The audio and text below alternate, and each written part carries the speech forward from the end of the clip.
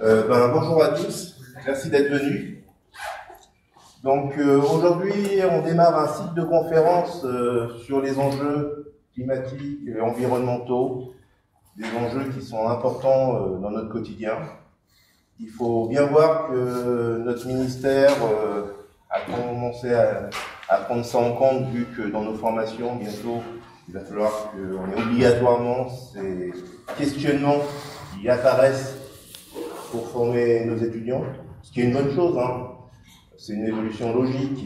On est passé de l'enseignement pour faire des tâches bien pleines à des tâches bien faites. Donc on s'est rendu compte rapidement qu'il y avait des questions d'éthique, d'intégrité qu'il fallait intégrer directement dans les enseignements de spécialité.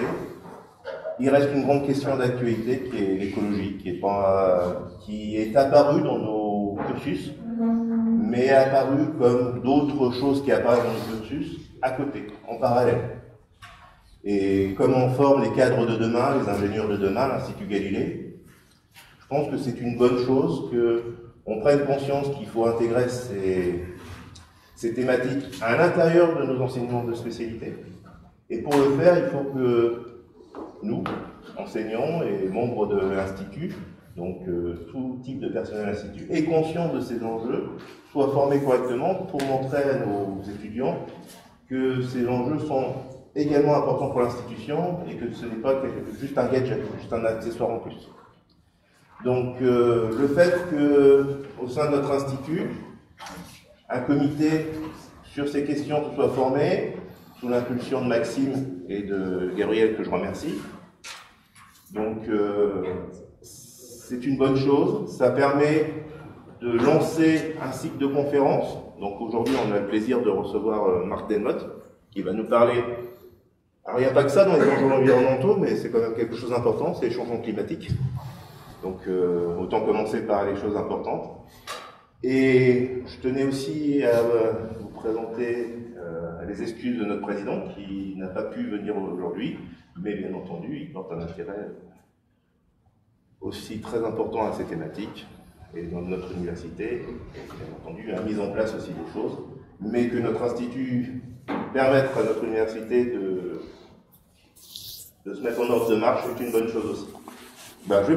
Comme j'avais dit que je serais court, je vais être court et je vais laisser la parole à notre conférencier et à Gabriel qui va nous servir de chamel. Voilà, bonjour, c'est moi l'homme de la chaise. Donc Marc Delmotte est chercheur dans un laboratoire de climatologie. Et ce que j'ai appris ce matin en prenant le train avec lui, c'est donc que l'IPSL, l'Institut Pierre-Simon Laplace, regroupe tous les labos qui parlent de ce sujet. Et il y a à peu près 1500 personnes en Ile-de-France et à peu près 5000 en France qui travaillent sur ce sujet. Donc c'est quelque chose d'assez conséquent. Et effectivement, je n'avais pas cet ordre de grandeur. Je pensais que c'était quelques climatologues dans un coin perdu. Non, c'est vraiment une communauté qui a explosé. Donc ça, c'est vraiment intéressant. Et ce que je trouvais intéressant dans le fait de le faire venir ici sur, non pas juste un séminaire de 46 minutes, mais 2 heures, c'était qu'on allait avoir du temps pour discuter avec lui. Donc, on va avoir beaucoup de temps pour lui poser des questions. Le Q&A, à petit feu, moyen feu et à feu fort, histoire de voir comment chauffe un climatologue en fonction de la température. C'était un peu l'idée. Donc, si vous avez des questions, surtout des questions naïves et moins naïves, là, on a un expert, c'est pas tous les jours qu'on en a, donc c'est vraiment l'idée de creuser le plus possible d'un point de vue scientifique toutes ces questions qui sont pas simples.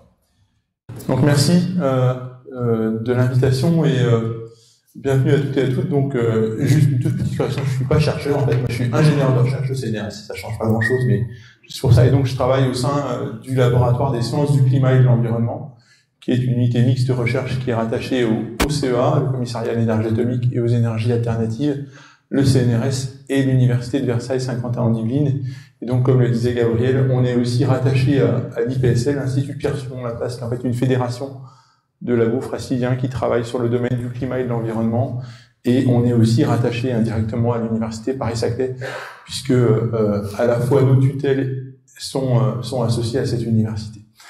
Donc l'idée aujourd'hui, c'est de vous faire un petit état des lieux, un panel de ce qu'on connaît sur les changements climatiques, et je vais en particulier m'appuyer sur le dernier rapport du GIEC, je reviendrai tout à l'heure dessus, qui vient dans le dernier rapport, donc la synthèse finale a été adoptée il y a 15 jours en Suisse. Donc je vais commencer par revenir sur quelques éléments de définition et d'introduction, notamment les notions de météorologie et climat. C'est des choses sur lesquelles qui sont des mots qu'on emploie tous les jours, mais dont on n'a peut-être pas forcément en tête ce qu'ils représentent. Donc la météorologie, c'est quoi? En fait, par définition, c'est ce que vous voyez régulièrement à la télé, hein, par exemple, sont les cartes de prévision du temps qu'il va faire. Alors, ce qui va caractériser la météo, c'est une très grande variabilité, à la fois temporelle et spatiale. C'est-à-dire que typiquement, si on voit aujourd'hui, par exemple, il gelait ce matin, on va avoir 13-14 degrés, donc il y a une amplitude thermique qui est très importante. Et puis, ce qu'on voit aussi, c'est que d'un endroit à un autre, même à l'échelle de la France, si vous regardez les cartes météorologiques dans certaines régions, si vous voulez avoir des choses très affinées, je pense par exemple aux zones de montagne ou aux zones côtières, eh bien vous n'allez pas regarder ces cartes-là parce qu'elles sont pas assez précises, parce qu'il va y avoir des phénomènes locaux qui vont pouvoir influencer. Ça peut être des montagnes, ça peut être des marées, ça peut être des choses comme ça. Et donc du coup, la météo, par définition, elle est très variable, elle a une variété très forte et elle va changer très rapidement. Et donc c'est pour ça qu'on a en particulier du mal à la prévoir. Le climat, c'est quoi? En fait, le climat, c'est défini comme une valeur moyenne en fait de la météorologie, au premier ordre en tout cas, sur une période de 30 ans. Et donc en fait, alors, autant là on a des choses qui vont varier localement et temporellement, autant là, si on regarde par exemple la carte de répartition des différents biomes sur la Terre, on voit que c'est pas complètement au hasard. Et que là, par contre, on va avoir des zones géographiques assez étendues communes, et on va parler d'un temps long sur 30 ans. Donc en gros, la météo, c'est le temps qu'il fait, et le climat, c'est le temps qu'il devrait faire. Et donc c'est plus facile aussi de prévoir le climat, puisqu'on est sur des événements qui sont plutôt des événements moyens. Alors qu'est-ce que c'est que le système climatique? Donc en fait, le système climatique, il est excessivement complexe, parce qu'il est composé de plusieurs éléments. Alors la première chose, évidemment, c'est le moteur du système, c'est le soleil, c'est lui qui va apporter l'énergie au système. Et puis derrière, on va avoir 4 composantes principales: l'atmosphère, les océans, auxquels on peut adjoindre aussi toute la partie hydrosphère, on va dire, la biomasse, dans laquelle on peut inclure les animaux et la végétation, y compris entre guillemets l'homme. Et puis, le dernier élément, ce sont ce qui sont appelés la cryosphère, donc c'est toutes les zones englacées, en particulier les glaciers de montagne et les grosses calottes polaires sur l'Antarctique et sur le Groenland. Alors, vous voyez que malgré tout, j'ai sorti l'homme de la boîte, entre guillemets. Pourquoi? Parce que en fait, c'est le seul élément aujourd'hui qui est capable d'influencer les différentes composantes du système et donc de modifier le fonctionnement de ce système climatique. Donc comment ça marche? En fait, c'est relativement simple. Hein. Le problème, le Soleil va chauffer la Terre, sauf que il va la chauffer de manière inhomogène. Et donc on a une répartition d'énergie qui va être variable en fonction des latitudes, avec un excès d'énergie qui est reçu dans les zones tropicales, intertropicales, et puis un déficit d'énergie qu'on va avoir dans les zones polaires. Ça, c'est simplement dû au fait que un rayon solaire qui arrive au niveau de l'équateur, il va être perpendiculaire à la surface, donc il y a une quantité d'énergie par unité de surface qui est importante, et à l'inverse, les rayons qui vont arriver au pôle vont être rasants, et donc ils vont intercepter une surface plus grande. Naturellement, la Terre étant un corps chaud, comme tous les corps chauds, elle tend à essayer d'aller vers une température d'équilibre qui soit homogène, et donc on va chercher à répartir cet excès d'énergie dans les zones intertropicales vers les pôles. Et en fait, la machine qui va faire ça, c'est le climat. C'est la machine climatique, c'est ni plus ni moins une machine thermique qui va chercher à rééquilibrer ces variations de température qu'on a en fonction des latitudes. Et comment elle fait ça? Et ben en fait, elle va faire ça au moyen de 2 de ses composantes principales, qui sont l'atmosphère et les océans. Donc à droite, vous avez un exemple de la circulation. Alors, est-ce que j'appuie sur le bon? Bon, c'est pas grave, on va faire sans. Donc en haut, vous avez un exemple de la circulation. Donc grosso modo, qu'est-ce qui se passe? Dans les zones tropicales, vous allez avoir de l'eau qui va être chauffée. Ah, j'appuie pas sur le bon, pardon. Voilà. Dans les zones tropicales, les océans vont être chauffés par le soleil. Vous allez évaporer l'eau de mer, vous allez fabriquer de la vapeur d'eau qui va se transformer en nuage. c'est de la chaleur latente, en fait. Et cette chaleur, elle va être transportée, grosso modo au premier ordre, de l'équateur vers le pôle nord dans l'hémisphère nord et de l'équateur vers le pôle sud dans l'hémisphère sud. Et à chaque fois que vous allez avoir un événement précipitant, alors il peut pleuvoir, il peut neiger, il peut grêler, et bien vous allez avoir une partie d'énergie qui va être distribuée vers le nord et vers le sud, et donc vous contribuez à cette répartition d'énergie. Alors évidemment ça c'est au premier ordre, c'est un peu plus compliqué que ça, parce qu'en fait on n'a pas simplement une trajectoire qui est linéaire comme ça, mais vous voyez qu'il y a des cellules au niveau des différentes zones de latitude, il y a des vents de surface, et il y a aussi des vents d'altitude, donc tout ça, ça va se mélanger, c'est quelque chose de très dynamique, mais on va transporter comme ça l'énergie. L'atmosphère, elle a une particularité, c'est qu'elle est très réactive, donc elle va fonctionner assez vite, elle va réagir assez vite, il faut, on va dire, entre quelques jours, quelques semaines, voire un peu plus d'un an pour que l'ensemble des masses d'air soient mélangées à l'échelle du globe, donc ça réagit très vite. À l'inverse, vous avez l'autre composante qui va fonctionner, c'est la circulation, c'est l'océan, et là ce que vous avez, c'est ce qu'on appelle la circulation thermohaline. Thermohaline, c'est-à-dire qu'elle est pilotée à la fois par la température et par la salinité de l'océan. Donc qu'est-ce qui se passe? C'est pareil. Vous avez des courants d'eau chaude en surface dans les zones intertropicales qui vont être transportés par les vents au début, enfin poussés par les vents, puis transportés par les courants marins. Et quand vous arrivez dans les zones polaires, en fait, ces eaux de surface vont se refroidir. Et puis vous allez fabriquer en général aussi de la banquise. Et donc du coup, quand vous fabriquez de la banquise, vous allez modifier la densité des masses d'eau parce que la banquise, en fait, elle est très peu salée. Et donc la quantité de sel reste dans la phase aqueuse, ce qui fait que les masses d'eau vont se densifier et à ce moment-là, elles vont plonger vers les profondeurs et elles vont emmener avec elles une partie de l'énergie. Et ensuite, elles vont circuler au fond des océans. Alors, contrairement à l'atmosphère qui a un temps de réaction assez rapide, l'océan, il réagit très lentement, donc il faut à peu près 1000 ans pour qu'une masse d'eau, elle fasse l'ensemble de cette boucle-là. Donc aujourd'hui, l'essentiel de l'énergie et du surplus d'énergie qui arrive par le réchauffement climatique, il est stocké dans l'océan. Il stocke plus de 95% de l'énergie qu'on a en excès, et petit à petit, ces masses d'eau, elles se réchauffent à la fois en surface, mais aussi en profondeur, et sur l'ensemble des bassins océaniques. Donc ça, c'est vraiment le fonctionnement du système. Un autre élément important, c'est de revenir sur quelques ordres de grandeur au niveau de l'atmosphère. Donc, ce que je vous rappelle, c'est que l'atmosphère, c'est une des composantes importantes du système. Ce qui est important d'avoir en tête, c'est sa composition. L'atmosphère, c'est avant tout de l'azote, de l'oxygène. On est quasiment à 99% de la composition atmosphérique avec ces deux gaz-là. Et puis, ce sont tout un tas d'autres gaz qu'on va appeler des gaz traces. Alors, il y a l'argon, qu'on mentionne très rarement, parce que c'est un gaz neutre, en fait. Il n'est ni réactif, ni chimiquement, ni physiquement avec les autres composés. Et puis, il y a tous ces fameux gaz, ceux que vous allez voir en rouge, là, qu'on appelle les gaz à effet de serre, et donc ceux-là, on vous en parle beaucoup. Il y en a un dont on parle pas trop, mais qui est le premier gaz à effet de serre, c'est la vapeur d'eau. Alors, j'en parlerai pas beaucoup non plus. La raison pour laquelle j'en parlerai pas beaucoup directement, c'est qu'au premier ordre, il n'est pas directement affecté par les activités humaines, même si, dans un climat qui se réchauffe, la répartition de la vapeur d'eau dans l'atmosphère va changer, et donc il va y avoir des rétroactions au niveau climatique.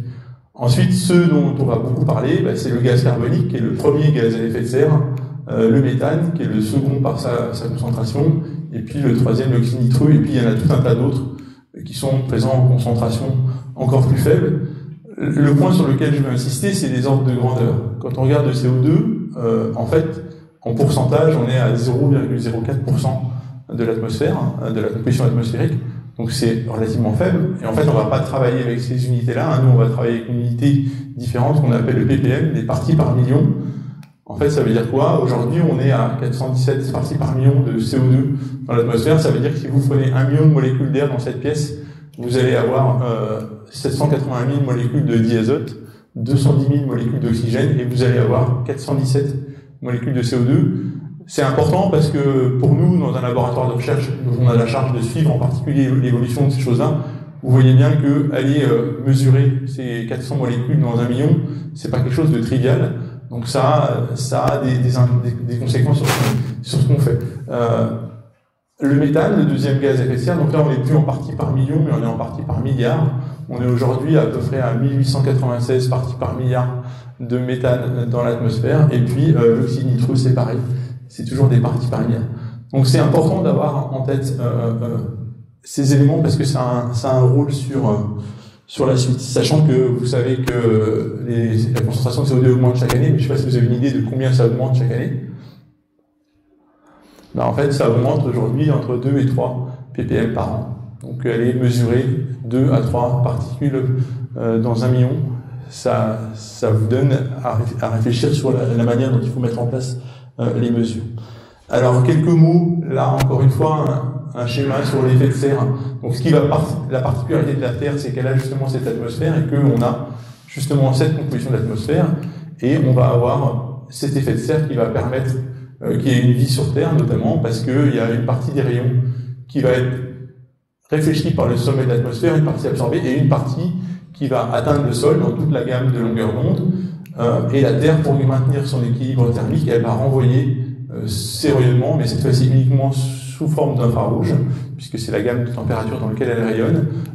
Et la propriété de ces fameux gaz à effet de serre, c'est qu'ils vont absorber ces infrarouges et les réémettre, ce qui va permettre d'avoir une température de surface qui va être réchauffée par rapport au reste de l'atmosphère, et donc qui permet d'avoir une température globale moyenne de la Terre qui est aujourd'hui de l'ordre de 15 degrés, qui permet la vie. Alors non pas parce que c'est une question uniquement de température, mais parce que à cette température-là, on peut avoir de l'eau sous forme solide, liquide et vapeur. S'il n'y avait pas d'effet de serre, on aurait une température qui serait de l'ordre de moins 18 degrés, et donc on aurait la Terre qui serait une boule de glace.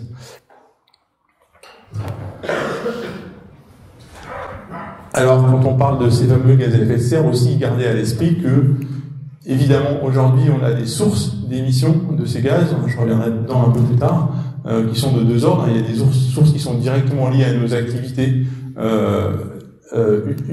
humaines, et puis il y a des sources indirectes qui sont liées au changement, à ce qu'on appelle le changement d'usage des sols. Donc, par exemple, la déforestation, ou remplacer une zone agricole ou une forêt par une zone habitable ou par une zone industrielle, par exemple. Donc on émet chaque année à peu près 40 milliards de tonnes de CO2 par an, mais ce CO2 il va aller dans l'atmosphère, mais il y a aussi des puits, donc des éléments qui vont absorber une partie de ce CO2, notamment la végétation et les océans, qui sont des puits naturels de CO2, et donc il y a un équilibre qui se fait entre les émissions et les puits, qui fait qu'aujourd'hui, si on émet 100 molécules de CO2 dans l'atmosphère, il en reste que à peu près 46 à la fin de l'année. Si on fait un bilan, il y en a 56 qui ont été réabsorbés par les puits à peu près à part égale. Alors ça, c'est variable d'une année à l'autre, notamment en fonction des conditions météo. Et ça évolue aussi. Jusqu'à présent, on a la chance que plus on a émis, plus les puits ont absorbé, mais on sait qu'à terme, on risque d'aller vers une saturation de ces puits et que cette évolution, elle ne continue pas. Alors, avant de vous donner un panel un peu complet, je voulais juste vous mentionner un peu comment on travaille. C'est-à-dire que les études sur le climat, elles sont basées sur deux piliers. Un premier pilier qui est l'observation, qui est le domaine sur lequel je travaille et que je connais le mieux. Et puis l'autre pilier, il va être sur la modélisation. Donc la modélisation, elle va nous permettre à la fois de simuler l'évolution future du climat, mais aussi de comprendre les mécanismes qui sont mis en jeu, puisqu'on va avoir les différentes composantes définies, on va pouvoir essayer de comprendre notamment ce qu'on observe. Alors je vais juste vous donner un exemple de la manière dont on observe l'évolution de la composition de l'atmosphère en me basant sur le service national ICOS France. Donc en fait c'est le service national d'observation de suivi des gaz à effet de serre français, qui est lui-même intégré dans une infrastructure de recherche qui s'appelle ICOS, Integrated Carbon Observation System, qui est une infrastructure de recherche européenne. Et donc, vous donner juste un petit panel pour que vous ayez un peu une vision de ce qu'il fait. Donc, évidemment, les observations, elles vont être définies en fonction des questions auxquelles on va se poser. Donc, il y a plusieurs niveaux. Quand on s'intéresse au climat, on s'intéresse à une question globale, mais on va aussi avoir un intérêt à aller voir ce qui se passe aux échelles plus basses, donc globales. La seule manière d'avoir des observations globales, ça va être surtout d'utiliser des mesures satellitaires. Donc il y a tout un tas de satellites qui vont faire des mesures, qui vont pouvoir les fournir.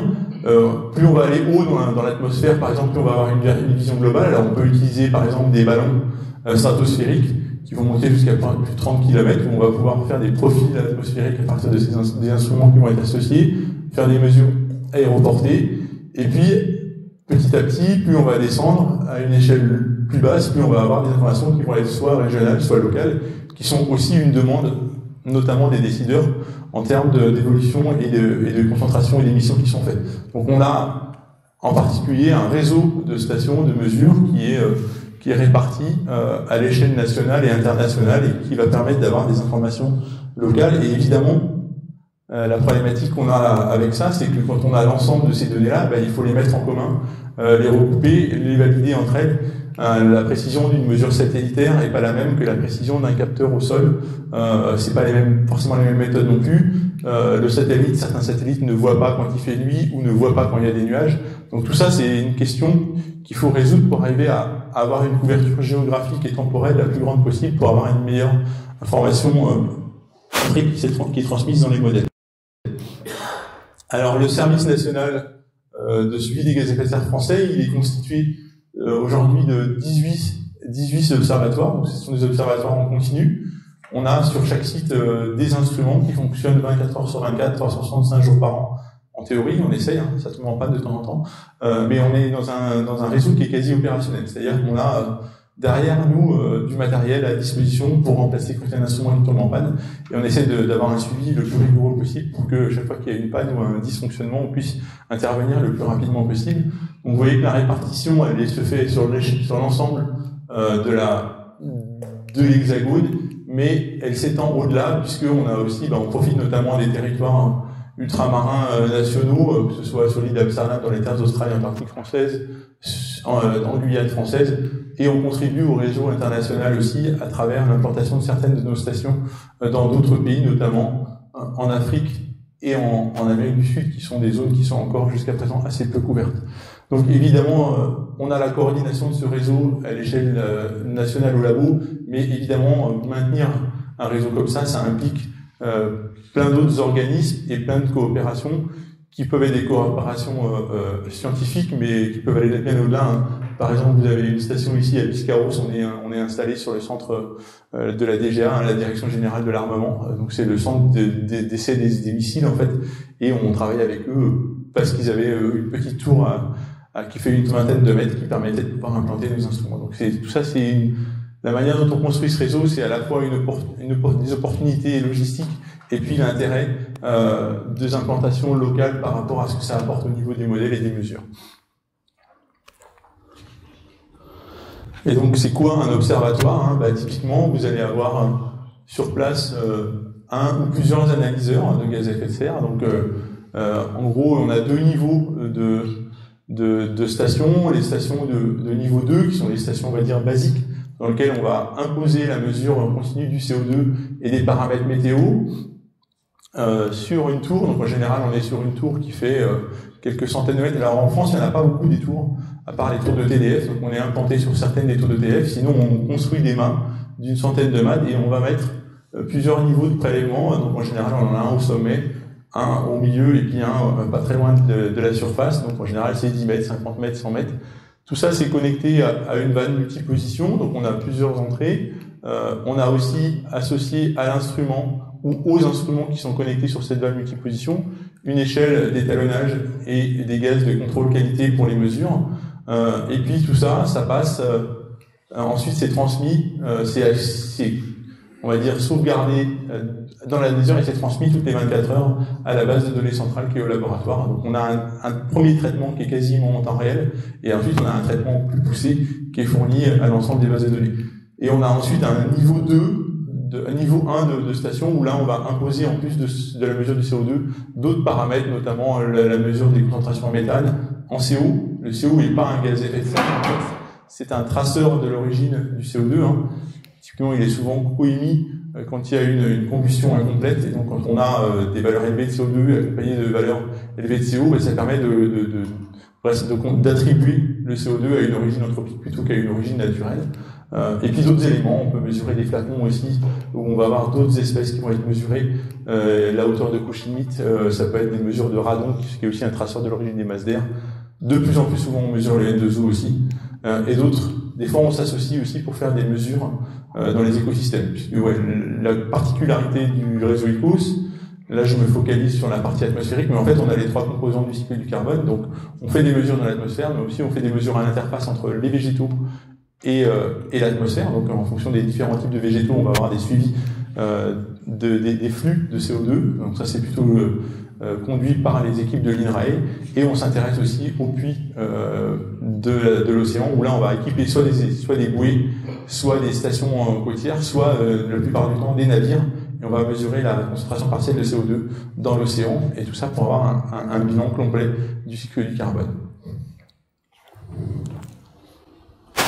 Alors voilà un exemple un peu plus concret de ce que ça représente. Donc ça, c'est la station de Lamto, en Côte d'Ivoire. Donc vous avez une tour qui fait 50 mètres, et puis au bas de la tour, vous avez un shelter dans lequel on va installer les instruments. Alors en l'occurrence, là, il n'est pas là, il est un peu plus loin. Mais donc vous avez des lignes de prélèvement qui descendent de la tour avec des têtes de prélèvement qui vont ressembler à ça. Et puis vous avez des capteurs météo aux différents niveaux, et tout ça c'est relié à l'instrument au sol sur lequel on va avoir, qui va accumuler, acquérir les données, et aussi on va avoir les systèmes de calibration qui vont être associés. Voilà, en gros un schéma de ce que ça représente. Dans le shelter, vous avez les analyseurs. Donc ça c'est un analyseur type, c'est celui qu'on utilise le plus couramment maintenant. Donc actuellement, ce sont des instruments optiques. Donc on est basé sur la technique de l'absorption infrarouge. On va injecter l'air dans une cellule, et parallèlement on envoie un faisceau laser avec une diode dans la longueur d'onde d'absorption des molécules qu'on veut analyser, et on regarde la différence entre ce qu'il y a avant et après le faisceau, la cellule. En fait, là, c'est pas rigoureusement ça. En fait, on va envoyer une impulsion, on va regarder un temps de décroissance qui va dépendre de la concentration de la molécule qu'on va mesurer. Ce sont des instruments qui, pour vous donner une idée, un instrument de ce type-là, ça vaut à peu près 90 000 €. C'est des technologies qui sont des brevets déposés. Alors, aujourd'hui, il y a exclusivement des entreprises américaines qui font ça, même si on commence à y avoir des entreprises françaises et européennes qui viennent sur le marché, mais pour l'instant, c'est celles-là qui sont validées. Et elles font une mesure à peu près toutes les secondes et demie.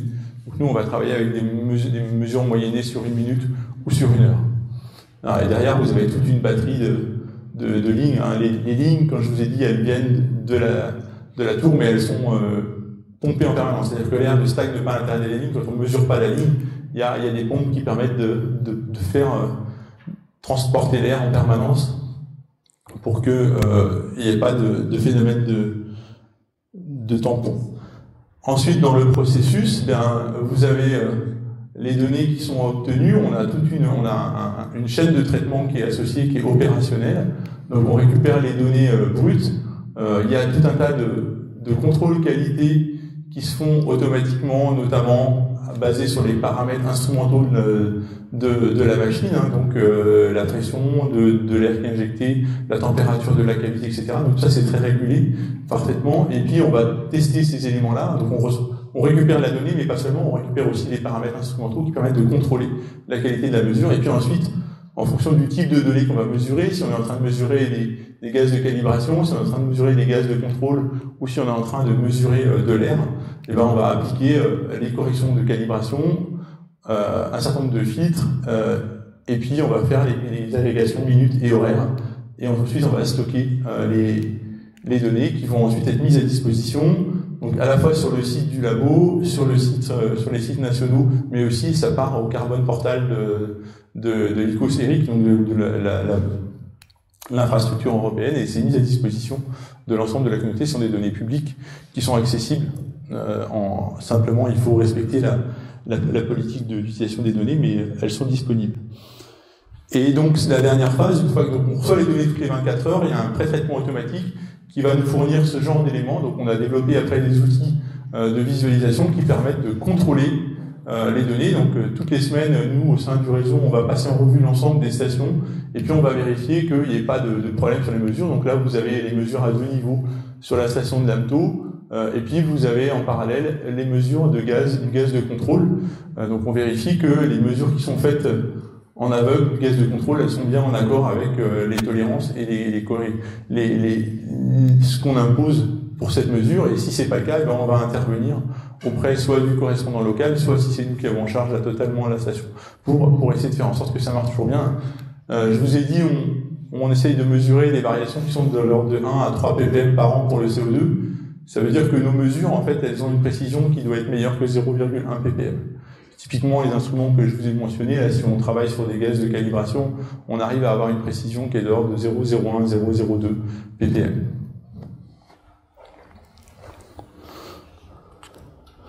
Voilà, donc ça c'était un peu pour poser, on va dire, les bases.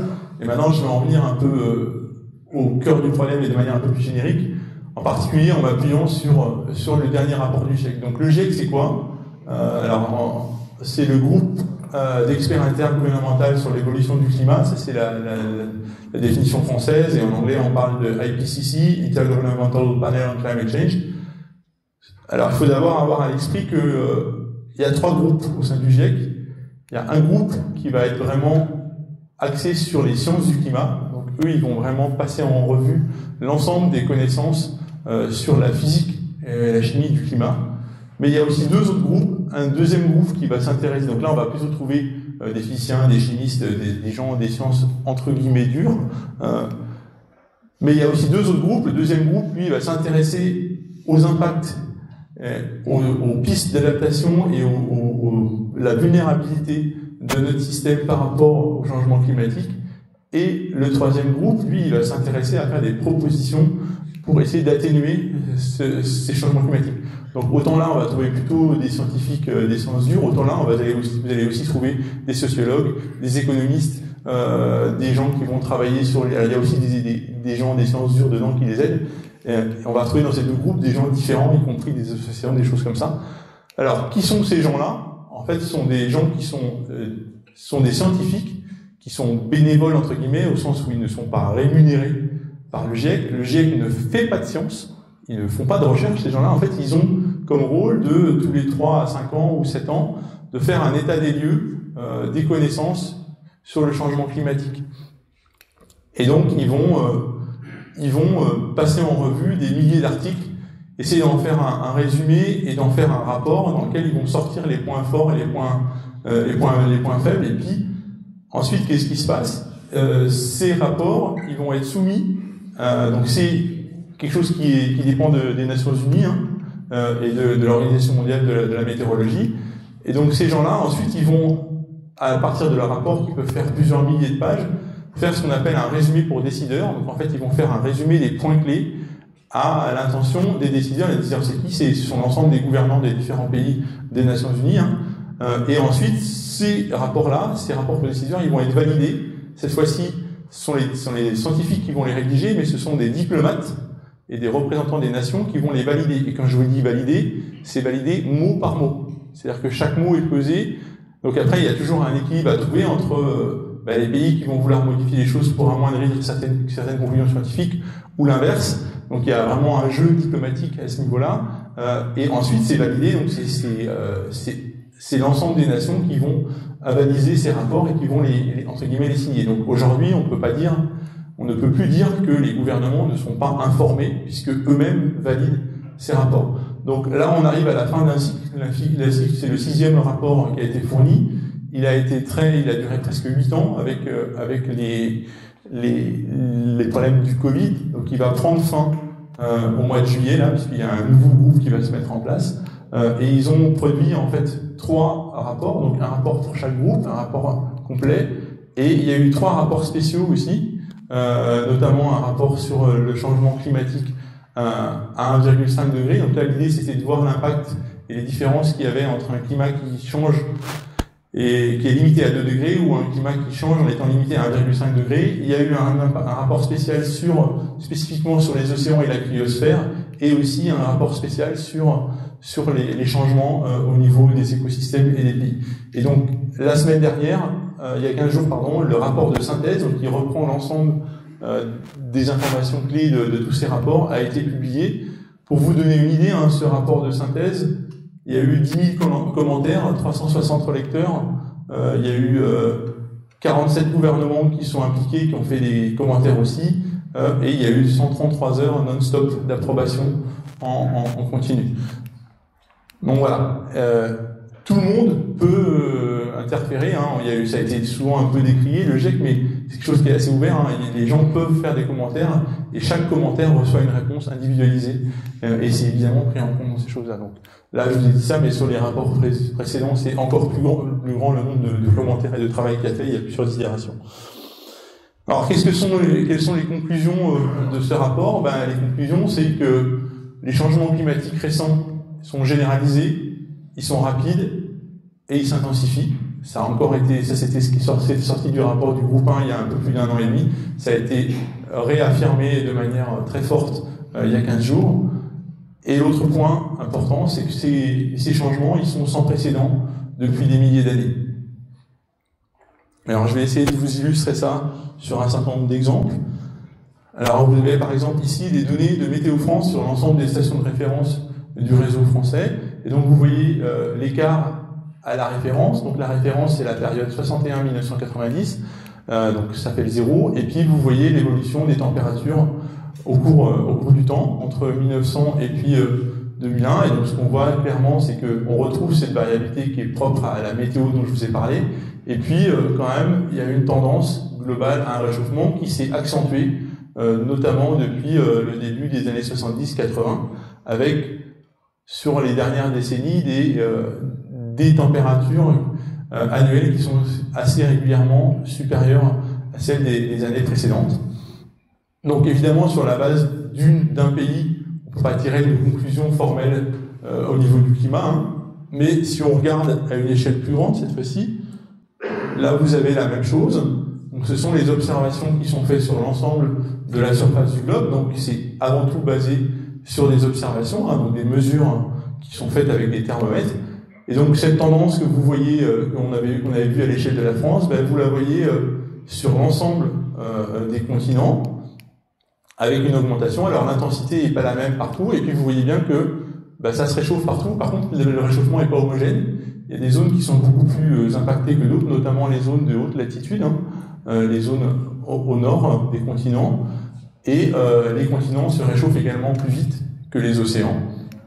Et ce qu'on peut remarquer aussi, c'est que, ce que je disais tout à l'heure, l'augmentation, là, c'est que depuis le début des années 80, on est en train de sortir, en fait, de la plage de variabilité naturelle. Et donc, on est vraiment en train de rentrer on a un signal qui, cette fois-ci, est un peu hors du commun. C'est ce qui faisait dire qu'on n'est pas dans des plages de variation naturelle du climat. Et donc ça, c'est quelque chose qui est avéré et qui est mesuré et observé. Ça, c'est sur la partie température. Ensuite, on peut regarder un autre paramètre, qui est le niveau de la mer, l'élévation du niveau de la mer.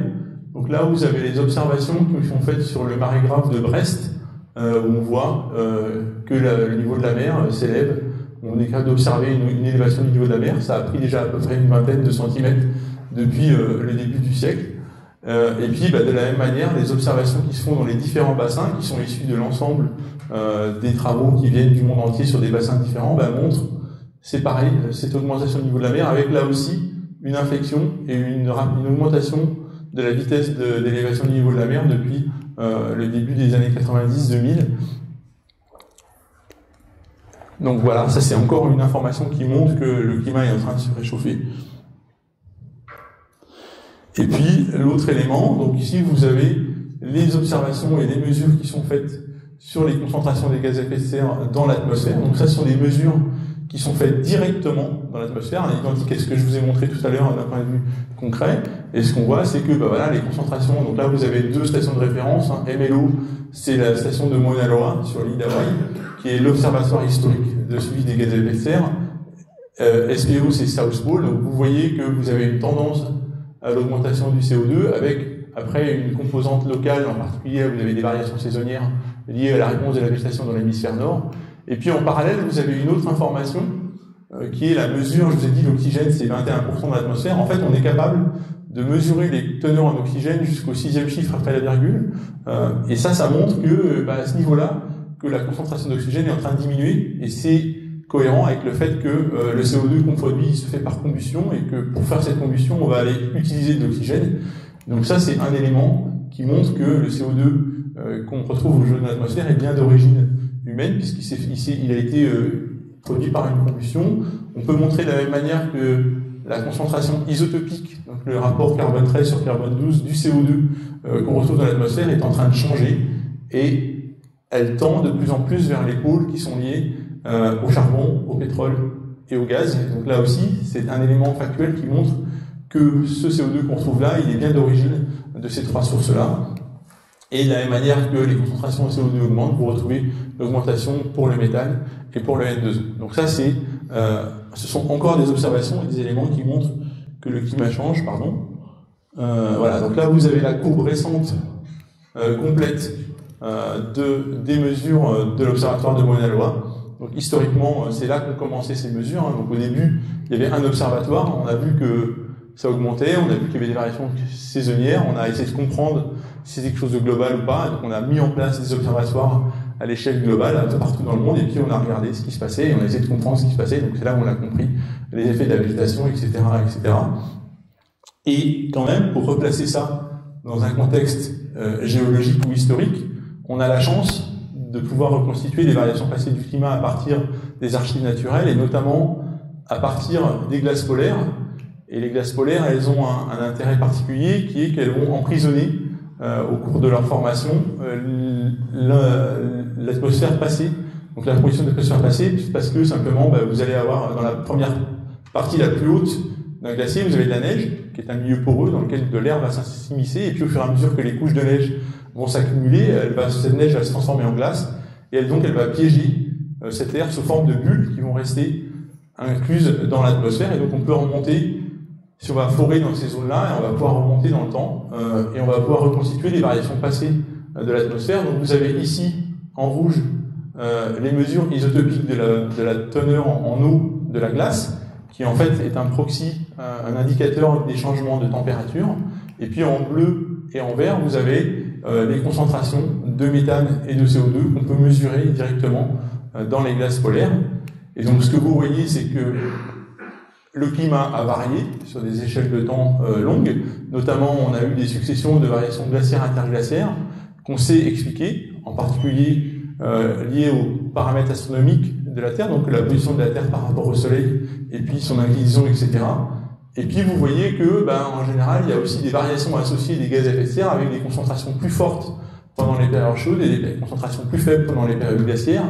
Mais dans un climat naturel, on est dans des concentrations qui sont bornées, avec typiquement 180 ppm de CO2 en période glaciaire et puis plutôt 280 ppm en période interglaciaire. Et vous voyez aujourd'hui la valeur où on en est. Alors à 413, c'est même pas salé, on est plutôt à 417. Et donc ce qui est important de voir, c'est que c'est l'intensité de l'événement et surtout sa rapidité. Pour changer, en gros, là on a une perturbation de l'ordre de 100. Là, on a dépassé les 100, sauf que là, une perturbation de l'ordre de 100, elle se produit sur une période de l'ordre de 15 000 ans. Et là, on a produit cette perturbation en 150 ans à peu près. Et donc, l'ampleur du phénomène et sa vitesse, c'est vraiment ça qui a mis en jeu. La différence aussi, c'est que là, on passe d'une période froide vers une période chaude. Là, on part déjà d'une période chaude. Donc, on a potentiellement un impact aussi grand. Je ne sais pas si vous avez une idée de à quoi elle ressemble la Terre en période glaciaire, mais pour vous donner quand même quelques éléments, si on regarde la France, c'est les grottes de Lascaux, il y a 21 000 ans. Ce que vous voyez sur les ornements sont des mammouths, ce sont des animaux typiquement qu'on pourrait trouver aujourd'hui en Sibérie. Donc c'est des températures très différentes. C'est les glaciers des Alpes qui descendent jusqu'à Lyon. On va à pied de Paris à Londres, puisque le niveau des océans est 120 mètres plus bas. Et puis vous avez d'énormes calottes de glace sur toute l'Amérique du Nord et sur toute la Phénoscandie, avec des calottes qui dépassent plus de 3 km d'épaisseur. Donc c'est fondamentalement, c'est une différence de température de l'ordre de 4,5 à 5 degrés en global, mais localement c'est beaucoup plus, et c'est surtout une physionomie de la Terre qui est complètement différente. Donc là on a une perturbation du même ordre, sauf qu'on ne passe pas d'un niveau froid, mais on part d'un niveau chaud, ce qui explique pourquoi, maintenant depuis plus de 30 ans, on tire un peu la sonnette d'alarme. Alors maintenant qu'on a observé tout ça, évidemment les questions qu'on se pose, c'est quelles sont les causes et les conséquences du réchauffement climatique. Alors il y a quand même quelque chose qui est assez récent et qui est assez emblématique, notamment pour nous en France, c'est ce qu'on a vécu l'année dernière. L'été 2022, c'est vraiment, on va dire, un condensé de toutes les menaces qui pèse au-dessus de notre tête en fait à l'échelle d'un pays comme le nôtre. Évidemment, c'est plus large que nous, mais voilà. Pour mémoire, 2022 a été l'année la plus chaude qu'on ait jamais connue en France.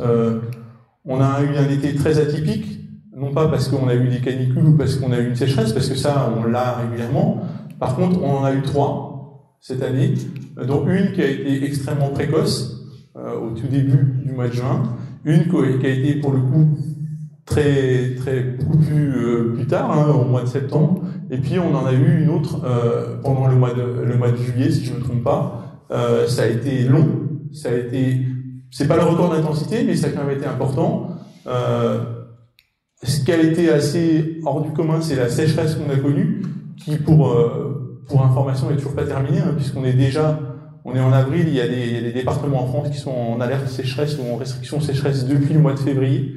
Donc le mois de juillet le plus sec, l'état des rivières, la mortalité des arbres, les disparitions des forêts, tout ça, les mouvements, on en parle de plus en plus, mais le changement des sols, hein, avec des sols argileux qui vont créer des fissures dans les maisons, etc., parce qu'ils vont bouger.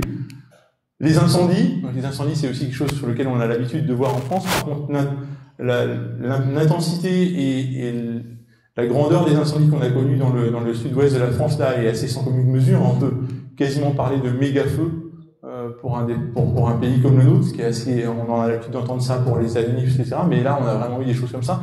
Rappelez-vous quand même, il y a eu jusqu'à 20 000 personnes déplacées à cause de ces incendies. Ça a duré quasiment un mois à un moment ou à un autre. Donc voilà, ça c'est des choses importantes, des choses dont on a moins parlé, mais qui ont un impact important. Notamment, on parlait de développement durable. Il y a le changement climatique, mais il y a aussi la biodiversité, les vagues de chaleur marine, qui ont eu un impact très important, notamment sur la biodiversité marine, et indirectement aussi sur le climat, notamment en Méditerranée, avec des températures qui ont dépassé 30 degrés pendant une longue période.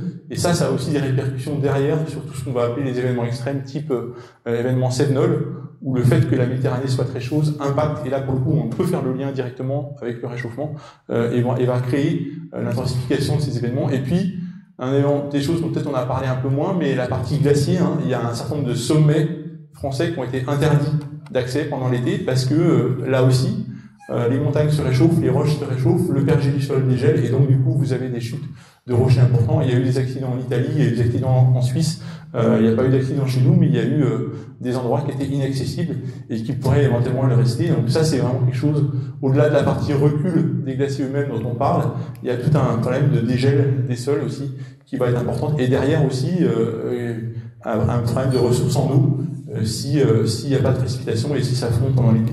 Et encore, il y a des choses un peu plus difficiles à mettre en lien directement avec le réchauffement, mais on a quand même eu des événements marquants, notamment cet orage monumental là qu'il y a eu en Corse, et qui a en quelques heures amené des vents d'une intensité énorme, et qui a fait non seulement des dégâts matériels, mais aussi des morts sur la précipité. Donc voilà, ça c'est un peu tout ce à quoi on s'attend quand on modélise et quand on travaille sur un climat qui change, mais là on commence à le vivre de manière intense, et ça c'est vraiment, là il y a eu un maximum de choses en même temps durant cet été.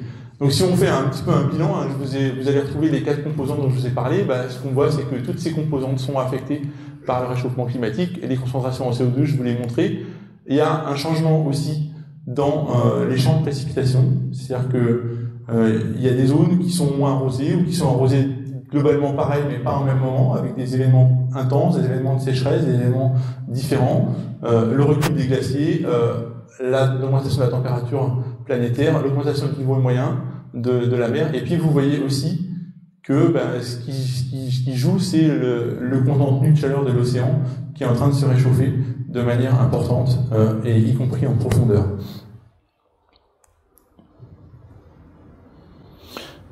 Alors un climat qui se réchauffe, c'est quoi? C'est justement une augmentation à la fois de l'intensité et de la fréquence des événements extrêmes. Donc là, vous avez quelques exemples où en fait on a regardé sur 3 éléments, donc les événements de chaleur extrême, où et comment ça se répartissait, avec quel degré de confiance. Donc quand vous avez plus vous avez de petits points, plus il y a un degré de confiance dans les observations et dans les études. Et puis, vous voyez que du coup, des événements de chaleur extrême, on en voit à peu près partout. Alors, il y a des endroits où c'est moins en rouge et moins en confiance parce qu'il y a aussi peu de données disponibles, notamment sur des périodes suffisamment longues. Mais voilà, on voit que ces événements de chaleur extrême se produisent un peu partout sur toute la planète. Les événements de pluie extrêmes, c'est pareil, avec des endroits où c'est beaucoup plus marqué, notamment en Eurasie et en Amérique du Nord. Et puis, les sécheresses, l'humidité, là aussi, ça touche un peu partout. Alors, il y a plus de points en grisé, c'est parce qu'on a moins d'études sur le long terme dans certaines zones qui font qu'on est moins confiant, mais globalement, on voit que ces éléments-là sont des éléments qu'on peut mettre en évidence et qui sont en train de se produire. On le voit aussi à l'échéance de chez nous. Hein. Si on prend par exemple, pour parler de l'actualité, les événements de gel assez intenses justement en début de printemps, on l'a encore vécu ce matin, ça fait, j'entendais hier à la radio, voilà, ça fait 5 ans, sur les 5 dernières années, il y a eu des événements de gel intense 4 fois sur 5, alors qu'avant, typiquement, c'était des choses qui se produisaient une fois tous les 10 ans. Donc ces phénomènes se produisent plus fréquemment et de manière plus intense. Alors qu'est-ce qu'il en est au niveau des températures globales? Donc si on regarde, ici vous avez les enregistrements de température sur les 2000 dernières années. Donc, vous retrouvez cette variabilité et vous voyez que depuis le début de l'ère industrielle et en particulier au début des années 80, on est sorti de l'enveloppe de variabilité naturelle, vraiment très nettement, et on a aujourd'hui un réchauffement de température globale de la surface de la planète avéré qui est de l'ordre de qui a dépassé 1,1 degré. Ça c'est à l'échelle globale. À l'échelle de la France, on est déjà à plus 1,7. Et comment est-ce qu'on attribue cette augmentation de température? En fait, on voit que aujourd'hui, sur les 1,1 degré d'augmentation, il y en a, les meilleurs calculs montrent qu'il y a 1,07 qui sont liés directement aux activités humaines. Donc 100% du réchauffement qu'on connaît aujourd'hui est lié aux activités humaines. Et vous voyez, le facteur principal, c'est évidemment les gaz à effet de serre, dont une partie de l'effet est masquée par notamment la pollution atmosphérique liée aux particules et ces genres de choses-là, et l'influence humaine explique 100% du réchauffement observé.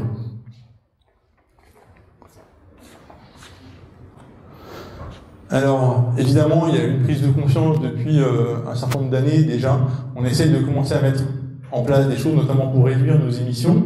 Malgré tout, malgré cette action qui monte en puissance et cette volonté de limiter ces émissions, on voit que les émissions continuent à augmenter année après année. Le principal émetteur étant le CO2 issu des énergies fossiles de l'industrie, mais aussi la contribution au changement d'isole des sols qui reste à peu près stable, encore que ça dépend par moment, c'était un peu plus bas, un peu plus haut, et puis la contribution des autres gaz à effet de serre aussi. Donc ça, c'est aussi quelque chose qu'on mesure et qu'on constate. Et un élément important à garder en état d'esprit, c'est que aujourd'hui, la répartition des émissions, elle n'est pas homogène, et notamment le premier émetteur, ça va être l'Amérique du Nord, l'Europe derrière. Donc les pays industrialisés et les pays développés ont un rôle important. On voit que l'Asie, par exemple, elle joue aussi de plus en plus.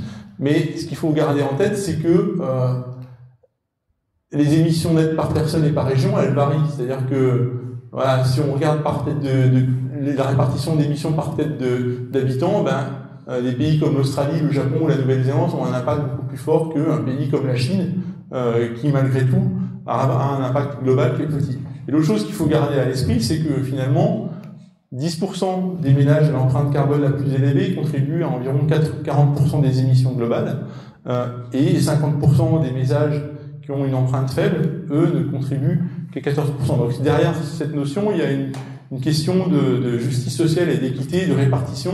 Si c'est si compliqué à résoudre le problème, c'est parce que justement la répartition, elle n'est pas homogène. Alors, il y a une répartition historique, puisque les pays industrialisés ont contribué majoritairement à ces émissions, et derrière, c'est pas simple de dire simplement on a une solution, il faut que tout le monde l'applique, parce que les moyens sont pas répartis partout, et soit dit tant. Donc il y a vraiment cette question de justice sociale, et il faut qu'il y ait un accord global. C'est-à-dire que si demain la France décide de plus rien émettre, On est 1% des émissions globales aujourd'hui, même si historiquement on a un rôle plus important, mais ça suffira pas. C'est-à-dire qu'il faut que ce soit une réponse globale pour qu'on ait un impact qui soit important.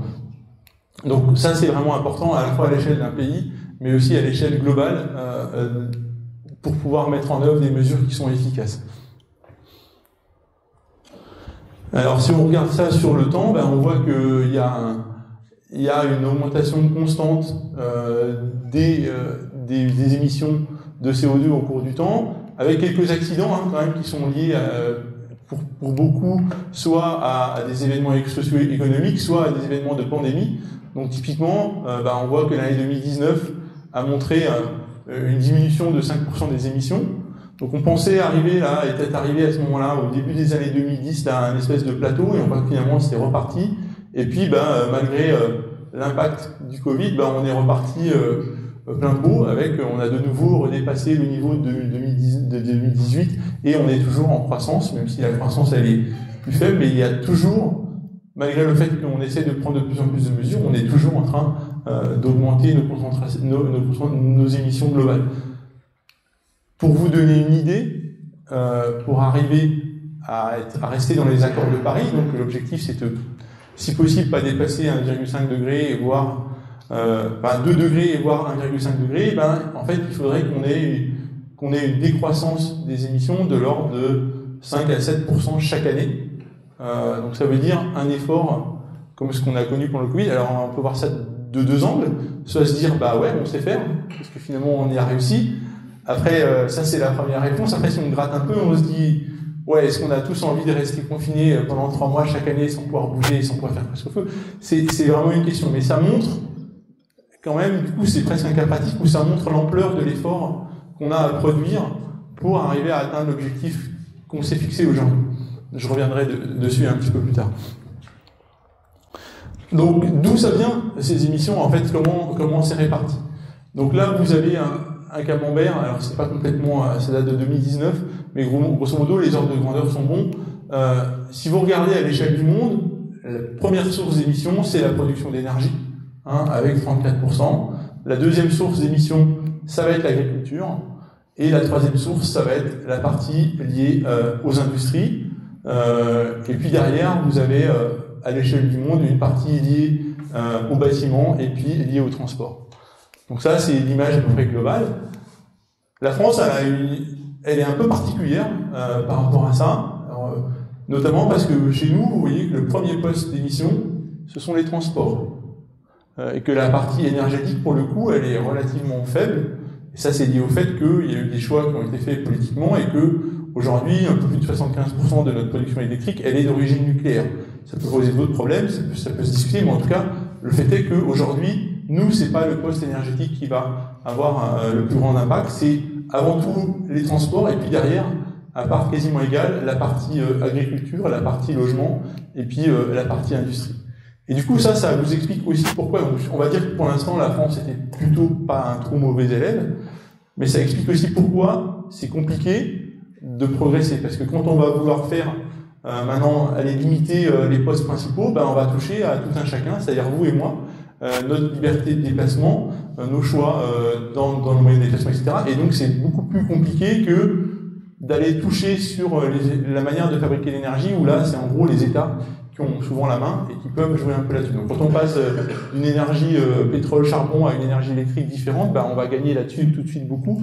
Là c'est un peu plus compliqué à notre échelle. Alors si on regarde encore un cran plus loin, on voit qu'il y a quand même des leviers. Donc on va retrouver ce poste transport avec quand même, en gros, alors ça c'est faux, maintenant on est plutôt autour de 10 plutôt que de 10 tonnes par an et par habitant, entre 9 et 10 tonnes par an et par habitant en France, tout compris. Donc c'est une moyenne globale sur à la fois le professionnel et le personnel. Mais on voit que sur ces 10 tonnes, il y a quand même à peu près 1,5 tonnes qui sont liés à l'usage de la voiture. Il y a le coût de la voiture, en fait, donc la voiture en elle-même, c'est presque 2 tonnes par habitant et par an. Et après, vous avez le coût de l'avion, etc. Mais là aussi, c'est pareil, c'est pas la majorité des Français qui vont utiliser l'avion, c'est une certaine partie de la population. Ensuite, vous allez retrouver le poste des bâtiments, avec évidemment le poste énergie, donc le chauffage en particulier, 1 tonne 4 par habitant et par an. Mais il y a aussi la partie construction, entretien qui joue. Un point sur lequel on fait peut-être pas assez référence, mais l'alimentation a un poids qui est non négligeable. Vous voyez que selon que vous allez avoir une alimentation plutôt carnée ou plutôt basée sur des fruits et des légumes, l'impact n'est pas le même. Et puis derrière, il y a toute la partie technologie, habillement, et puis des services qui vont aussi avoir un impact. Donc là, ça montre, là-dedans, il y a des choses sur lesquelles, individuellement, on peut essayer de jouer par nos choix, volontaires ou pas volontaires. Donc, pour revenir à ce que je vous disais, donc voilà, aujourd'hui, on est là, à peu près 10 tonnes de CO2 par habitant et par an, et puis l'objectif de l'accord de Paris, c'est ça. Donc il faut qu'on arrive à 2 tonnes, il ne faut pas qu'on dépasse 2 tonnes par habitant et par an. Donc la question, c'est comment on passe de là à là. Il faut diviser nos émissions, grosso modo, par 4. Donc il y a des gens qui sont un peu posés des questions. Donc en fait, il y a plusieurs leviers. Il y a des leviers à l'échelle individuelle et des leviers à l'échelle collective. En gros, à l'échelle individuelle, vous pouvez faire vos choix. Alors évidemment, les choix, ils sont pas complètement libres, parce qu'ils sont contraints par vos moyens, on va dire. Notamment, vous pouvez choisir de manger différemment, de prendre moins l'avion si vous prenez l'avion, de consommer local, de privilégier les moyens de transport sobres, comme le vélo, la marche, quand vous faites des petits parcours, etc. Vous pouvez éventuellement aussi faire des choix, et là, c'est là où vont intervenir les aspects financiers, changer votre moyen de chauffage, changer vos chaudières, faire rénover votre maison, la faire isoler, etc. Donc là, il y a quand même un rôle des financements qui sont importants. Donc grosso modo, si on prend en compte ces deux aspects-là, on va pouvoir gagner jusqu'à peu près 20%. Évidemment, on n'est pas encore arrivé au tout. Et en fait, ce qu'on voit derrière, c'est que les enjeux, ils sont aussi à l'échelle collective, dans des transformations cette fois-ci systémiques, où il va falloir modifier, décarboner l'industrie, décarboner l'agriculture, donc repenser tout un tas de systèmes pour qu'ils fonctionnent différemment. Vous avez dû entendre que on a baissé nos émissions en 2022 de 2,5%. Alors c'est bien, tant mieux, ça va dans le bon sens. La seule chose qu'on peut juste mentionner, c'est qu'on n'est pas dans les objectifs, parce que si on était dans les objectifs, il faudrait qu'on arrive à 4,5%. Et puis, ce qu'on montre aussi, c'est que cette baisse, elle est surtout liée à des problèmes conjoncturels, mais pas structurels. C'est-à-dire qu'on a bénéficié du fait qu'on a eu un hiver très doux, par exemple, donc on a moins chauffé.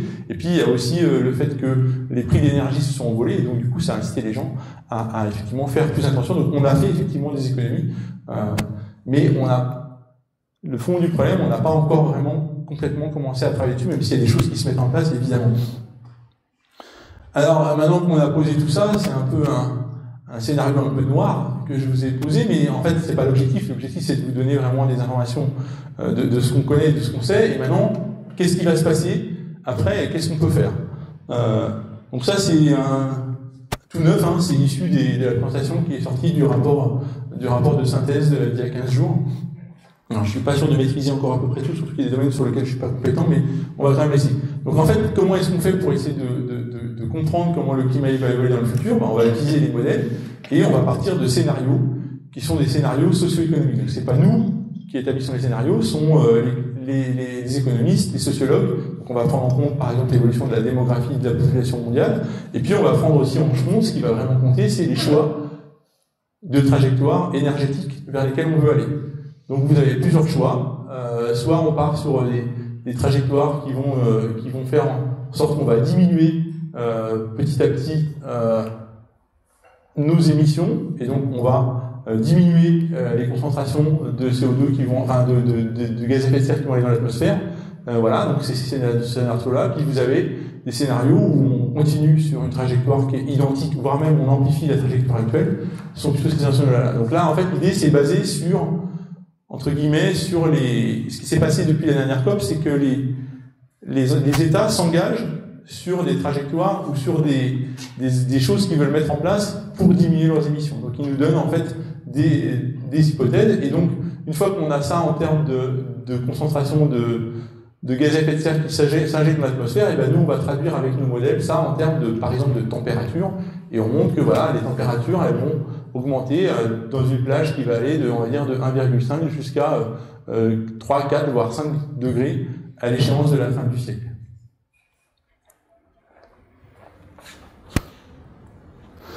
Alors, qu'est-ce que ça change? Ben voilà, vous voyez quelques impacts sur la manière dont la température du jour le plus chaud va se décliner selon qu'on est à un réchauffement global de plus 1,5, 2,5, 3 ou 4 degrés. Vous voyez que plus le seuil qu'on accepte est élevé, plus les augmentations de température s'amplifient, de manière globale, avec toujours cette différence entre certaines zones par rapport à d'autres, mais c'est aussi un changement de climat qui se chauffe, c'est pas que la température, c'est aussi un changement d'humidité des sols, avec des zones qui s'aridifient. On a souvent eu tendance à dire on va s'adapter plus facilement dans les pays riches, etc. Vous voyez que la France, notamment, et tout le bassin méditerranéen, est très très fortement impacté par les conditions d'humidité des sols. Et c'est ce qu'on appelle un tipping point, donc c'est vraiment une zone particulière, cette zone méditerranéenne. Et puis c'est pareil, un changement de précipitation avec des zones où les précipitations vont s'intensifier, vont augmenter, et d'autres zones qui vont s'aridifier. Et dans tous les cas, les tendances s'amplifient. Plus on a un réchauffement intense, plus on a des impacts qui sont plus importants. Alors quelques exemples.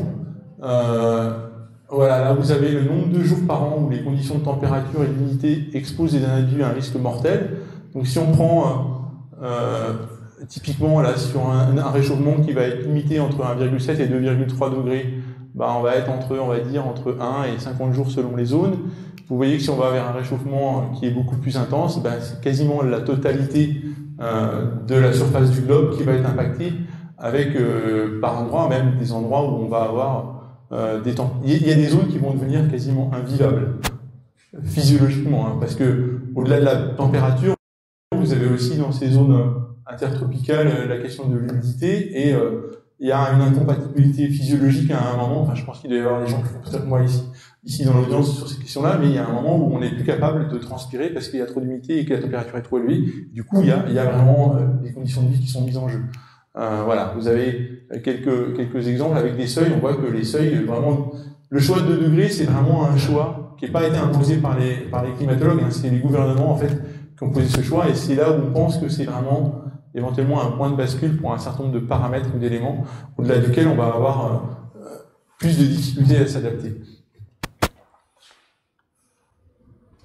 Donc on parlait des humains, mais évidemment les écosystèmes sont également impactés. Donc voilà, à 1,5 degré, on a un certain nombre d'impacts qui sont de l'ordre de quelques pourcents des écosystèmes qui sont impactés. Et si on va vers quelque chose de 4 degrés, là aussi, on a tout un pan de la vie écosystémique, encore une fois, telle qu'on la vit. Il y a des choses telles qu'on la connaît, il y a des choses qui vont évoluer, qui vont s'adapter, mais il y a des choses qui n'auront pas le temps de s'adapter et qui vont disparaître, et qui vont être impactées. Donc on voit, il y a un lien très fort entre le réchauffement climatique et tout ce qui va être biodiversité, parce que le changement de climat a un impact aussi sur la biodiversité, et vice-versa, puisque la végétation est un puits de carbone, et donc si elle est affectée, elle va aussi rétroagir sur l'augmentation et les variations climatiques.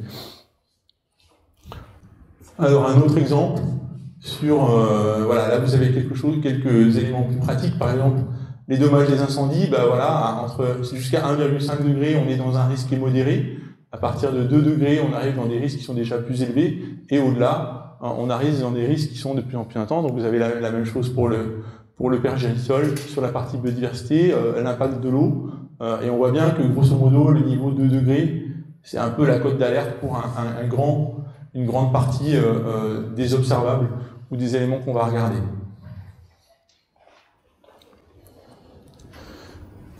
Un dernier exemple, la production alimentaire. On a vu que l'agriculture est un poste émetteur, mais c'est aussi indispensable. On a tous besoin de manger pour survivre. Mais le fait que le climat change va aussi impacter la manière dont on va pouvoir cultiver. Donc il y a deux choses à prendre en compte. C'est la démographie. Plus on est nombreux, plus on a de bouches à nourrir. Et en plus, selon l'intensification du réchauffement, il y a des choses qu'on pourra plus cultiver ou des ressources qu'on n'aura plus accès. L'exemple du maïs en France est assez, on en a beaucoup parlé là avec les histoires de méga-bassines, etc. Mais voilà, clairement, cette plante-là est pas forcément la plante la plus adaptée dans certaines zones du pays pour pouvoir pousser dans les conditions d'un climat qui change. Donc voilà, vous avez à la fois des impacts sur le rendement du maïs sur cet exemple-là, mais aussi voilà, il y a beaucoup de pays qui sont quand même côtiers et il y a beaucoup de populations qui sont dont la ressource dépend de la pêche. Ben là aussi, il y a des impacts. Je vous ai parlé du réchauffement de l'océan. Ça aussi, ça a un impact notamment sur les potentiels de prise de pêche à cette échelle-là. Et évidemment, un dernier point, c'est que si le réchauffement continue, ben, on va avoir un impact aussi sur le niveau d'élévation de la mer. Il y a quand même une part importante de la population mondiale qui vit près des côtes. Il y a des zones qui sont particulièrement sensibles à ça, notamment toutes les zones de l'Asie du Sud-Est, qui sont des côtes plates, et donc ça monte quand ça augmente, mais il y a aussi des phénomènes tels que des tempêtes ou des ouragans, des choses comme ça, qui vont faire qu'à un certain moment, les eaux peuvent pénétrer très à l'intérieur des terres, et donc poser des soucis pour les populations. Donc voilà, les observations en fonction des scénarios qui sont pris en compte, ça va être à l'échéance de la fin du siècle, entre 50 et 1 mètre d'élévation du niveau de la mer, mais avec des potentiels aussi, avec quelque chose qui va qui va continuer dans la durée. Donc ça, je vous ai dit, c'est une composante lente. Donc même si on arrête tout, le niveau de l'océan va continuer à augmenter pendant des centaines d'années. Avec à l'échéance de quelques années, on peut avoir plusieurs mètres d'élévation du niveau de la mer. Il y a aussi des incertitudes, notamment en termes de réponse des calottes polaires, qui pourraient avoir une partie de leurs éléments qui soient déstabilisés et qui puissent rejeter des quantités d'eau très importantes dans le cas de déstabilisation. Ça, c'est des choses sur lesquelles on travaille. On n'a pas encore une vue complètement possible, mais il n'est pas voilà, c'est la courbe que vous voyez là. S'il y a un événement imprévu qui se produit, on peut avoir une pente d'augmentation qui peut être plus forte et donc avoir une vitesse d'élévation du niveau de la mer qui augmente. On l'a déjà constaté, en fait, jusqu'il y a une dizaine d'années, l'élévation de la mer elle est liée à deux choses, à la fois à la fonte des glaciers et des calottes polaires, mais aussi simplement le fait de réchauffer l'eau de mer, vous la dilatez, et donc elle prend un espace plus grand. Jusqu'à présent, c'était à peu près, c'était essentiellement la dilatation de l'océan qui était responsable de l'élévation du niveau de la mer. Maintenant, on a constaté une élévation de la vitesse d'écoulement des glaciers polaires, et ce qui fait qu'aujourd'hui, on est à peu près à moitié-moitié sur les niveaux d'élévation du niveau de la mer pour ces deux composantes. Alors, là, vous l'avez sous une autre vue, en fait, les choix énergétiques qu'on va faire, ils vont avoir un impact direct sur le niveau de réchauffement attendu. Donc, en gros, si on a, en fonction des choix qu'on fait, on va atteindre un certain nombre de niveaux d'émissions cumulées dans l'atmosphère qui vont avoir un impact, qui vont avoir un corrélaire en termes de température. Donc, si on se limite à cette hypothèse-là, on va limiter le réchauffement à 1,5 degrés, et plus on va avoir moins on va avoir une ambition importante, plus on va vers un réchauffement qui augmente. On peut le voir d'une autre manière, et ça c'est le point entre guillemets positif. Aujourd'hui, selon l'objectif qu'on se fixe, en gros, ce que vous avez ici, c'est ce qui est déjà consommé, ce qui est déjà émis. Donc ça, on n'a plus le mandat de pouvoir y toucher. Par contre, si on décide, par exemple, de se mettre comme objectif 1,5 degré, on a encore, entre guillemets, 420 milliards de tonnes de CO2 à émettre. On a un droit à émettre à 420 milliards de tonnes. Si on prend 1,7, on a une marge un peu plus grande. Si on prend 2, on a encore une marge un peu plus grande. Et en fait, ce qui va jouer, c'est la vitesse à laquelle on les émet. Donc si on les émet très vite, on va arriver très vite à un seuil de 1,5 degré. Si on les émet moins vite, on va avoir un peu plus de temps pour se retourner. Mais aujourd'hui, d'un point de vue comptable, on n'a pas encore dépassé le seuil pour dépasser 1,5 degré. Potentiellement. On a encore une petite marge. Et donc, voilà, en gros, ce qu'il faudrait faire, si on veut, donc aujourd'hui on est là. Ça sont les trajectoires qu'il faudrait qu'on suive si on veut limiter le réchauffement à 1,5 degré à l'échéance de la fin du siècle, ou à 2 degrés. Donc vous voyez, entre guillemets, la pente un peu vertigineuse qui est derrière. Et ce que vous voyez en rouge, c'est les mesures qui sont les engagements des différents pays. Donc c'est la trajectoire qu'on s'est fixée, encore une fois. Ça, c'est la théorie, entre guillemets, vers quoi ça nous tend. Et ça, c'est en fait ce qui se produit. Donc on n'est même pas, on arrive. Aujourd'hui, les pays sont engagés à essayer de suivre cette courbe-là. Avec cette courbe-là, on arrive vers une température moyenne qui est de l'ordre de, on va dire entre 2,7 et 3,5, donc en moyenne 3,2. Mais même par rapport à ce qui s'est engagé, tous les pays, y compris la France, n'ont pas respecté leurs engagements. Donc voilà, ça montre l'ampleur des choses qu'il y a à mettre en œuvre pour arriver à suivre cette courbe-là. Et plus on va attendre, plus évidemment, si on veut récupérer cette courbe-là, la marche va être haute à franchir. Alors, la bonne nouvelle, c'est qu'il y a quand même des moyens d'action. Là, je rentre dans des domaines qui ne sont pas forcément de ma compétence, mais en tout cas, notamment le groupe 2 et le groupe 3 ont travaillé sur ce qu'on avait à notre disposition et sur l'impact que ça pourrait potentiellement avoir. Donc en fait, on est capable, aujourd'hui, il y a déjà des mesures qui sont efficaces et qui permettraient d'obtenir des résultats. Alors il y a deux options, et les deux options vont devoir être traduites en parallèle, c'est-à-dire que de toute façon, il y a une partie du réchauffement qui est inéluctable, donc il y aura une phase d'adaptation qu'il faudra qu'on mette en œuvre, et en parallèle, évidemment, il faut qu'on mette aussi en place des moyens d'atténuation. Donc par exemple, comment ? Par exemple en changeant, en décarbonant nos sources d'énergie.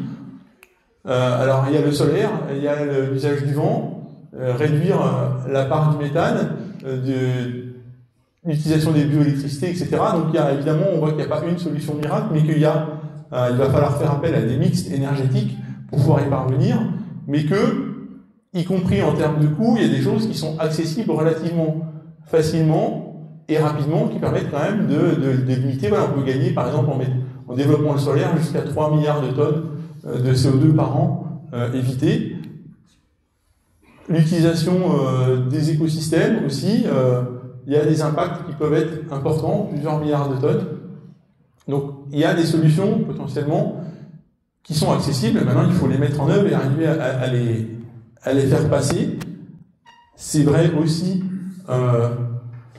à l'échelle de d'autres éléments. Par exemple, augmenter l'efficacité des bâtiments, l'efficacité de l'utilisation du fuel dans les voitures, développer les voitures électriques, etc., etc. Donc vous avez plein de solutions qui sont proposées. Vous voyez qu'il y a des choses qui sont pas trop coûteuses, il y en a d'autres qui le sont plus. Et effectivement, au fur et à mesure que les choses vont se développer, les prix vont aussi varier.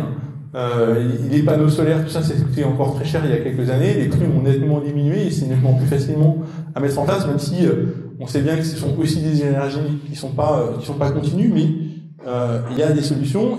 Et si on regarde, en fait, à l'échelle de différents éléments, on peut gagner, si on met en place un certain nombre de mesures comme celles que je vous ai mentionnées, on peut gagner, on est capable quasiment, d'ici 2050, de diviser nos émissions par deux. En tout cas, technologiquement et techniquement, on a les solutions. Après, il faut les mettre en place et il faut à très grande échelle. Mais potentiellement, il y a des choses à faire sur lesquelles on peut vraiment gagner, et ça a été chiffré et évalué.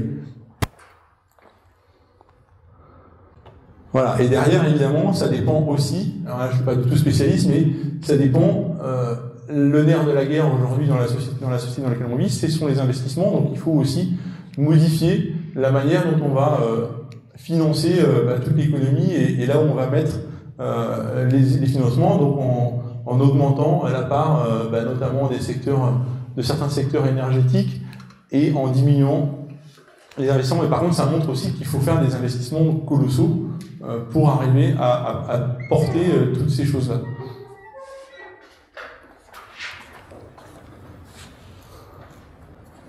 Voilà, donc je vais arriver à la fin. Ça c'est la dernière des figures qui est sortie dans le rapport de synthèse, et ça vous montre en fait comment l'impact du réchauffement climatique à l'échelle d'une vie. Une personne qui est née dans les années 50, aujourd'hui elle a 70 ans, elle va avoir subi un réchauffement de l'ordre de 1,2 degrés. Les gens qui sont nés en 2020, eux, quand ils vont atteindre le même âge, ils vont être dans des conditions vraiment différentes selon les scénarios qui vont être suivis à terme. Donc je trouve que cette image elle est assez illustrative de ce que ça peut avoir à l'échelle d'une vie humaine.